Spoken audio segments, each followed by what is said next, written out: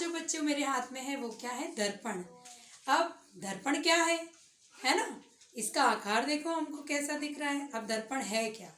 तो दर्पण एक ऐसी पारदर्शी युक्ति होती है जिसकी आगे की सतह तो समतल है और पीछे क्या होता है? पॉलिश होता है। तो दर्पण एक ऐसी पारदर्शी युक्ति है ना, जिसमें पारदर्शी युक्ति की एक सतह पर पॉलिश नहीं है और दूसरी सतह पर क्या होता है? पॉलिश।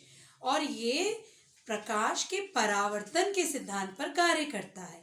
प्रकाश के परावर्तन के सिद्धांत पर, है ना। ये कौन सा दर्पण हो गया? समतल दर्पण, जिसका इस्तेमाल हम घर में अपने चेहरा देखने के लिए करते हैं। ये समतल दर्पण हो गया। अब मेरे हाथ में कुछ और दर्पण है, इन्हें ध्यान से देखें। ये गोलीय दर्पण है ना। दो प्रकार के दर्पण में लेकर आई हूँ। एक दर्पण जो है, इसका पीछे का भाग देखिए और आगे का भाग देखिए। दूसरे दर्पण का पीछे का और आगे का भाग देखिए।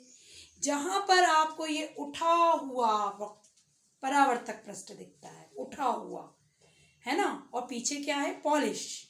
जहां परावर्तक पृष्ठ बाहर की तरफ उभरा हुआ वह हो जाता है उत्तल दर्पण।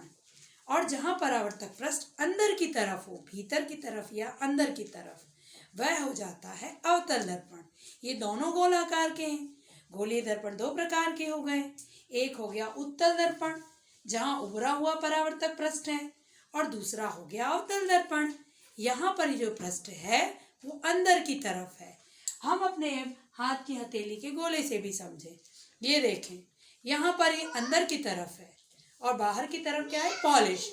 तो यहाँ प्रकाश का परावर्तन होगा अंदर की तरफ, है ना। और ये वाले मेरी हथेली देखें तो ये उभरा हुआ तल होगा और पीछे क्या होगा? पॉलिश होगी, है ना। तो ये हो गया उत्तल दर्पण और ये जो अंदर की तरफ है ये हो गया आपका अवतल दर्पण। तो गोलीय दर्पण हमने कितने प्रकार के पढ़े? दो प्रकार के पढ़े। गोलीय दर्पण, है ना। गोलीय दर्पण का परावर्तक पृष्ठ गोल होता है और पीछे की तरफ क्या होता है? पॉलिश। गोलीय दर्पण के परावर्तक पृष्ठ की पहचान हमने देखी। पहला हमने कौन सा देखा? उत्तल दर्पण। ये हमारे हाथ में जो है वह है उत्तल दर्पण। उत्तल दर्पण में परावर्तक पृष्ठ जो है वो उभरा है। उभरा क्या मतलब होता है? वो कैसा है? उठा हुआ या बाहर की तरफ होगा, बाहर की तरफ। और पीछे क्या होगा?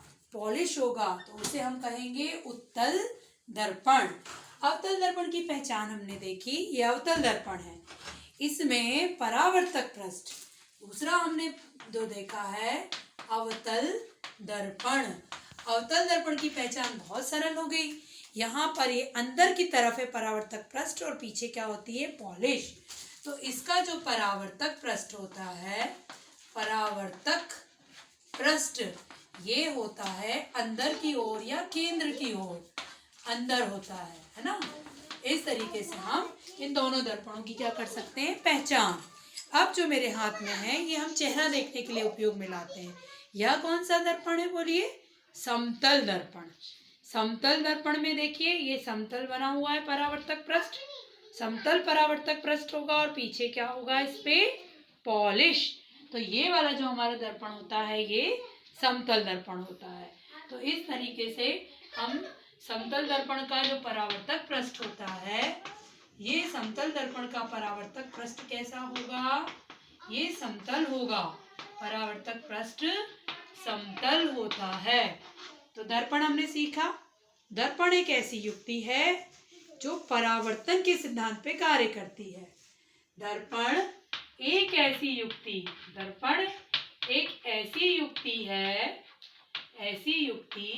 यह परावर्तन के सिद्धांत पर कार्य करती है। परावर्तन के सिद्धांत पर कार्य करती है ना। जिसका एक सतह पर पॉलिश नहीं होती है और दूसरी सतह पर क्या होती है? पॉलिश होती है ना। एक सतह जो है, एक सतह कैसी है? इसकी चिकनी है और इसकी दूसरी सतह पर क्या होता है? पॉलिश।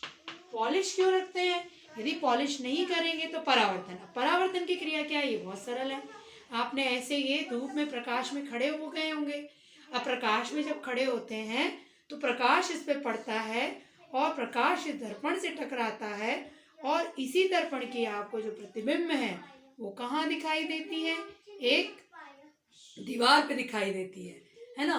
अभी ये देखिए क्रिया में आपको करके दिखाऊं तो यहाँ पर ये देखिए, ये आपको दिख रहा है, ये देखिए, ये प्रकाश जो है इस बल्ब से इस दर्पण पे आया और इस दर्पण से टकरा के ये इस दीवार पे चला गया। तो दर्पण से टकरा के प्रकाश का दीवार पे जाना, इसी घटना को परावर्तन कहते हैं। ये घटना है प्रकाश का परावर्तन जो हम सब करते हैं।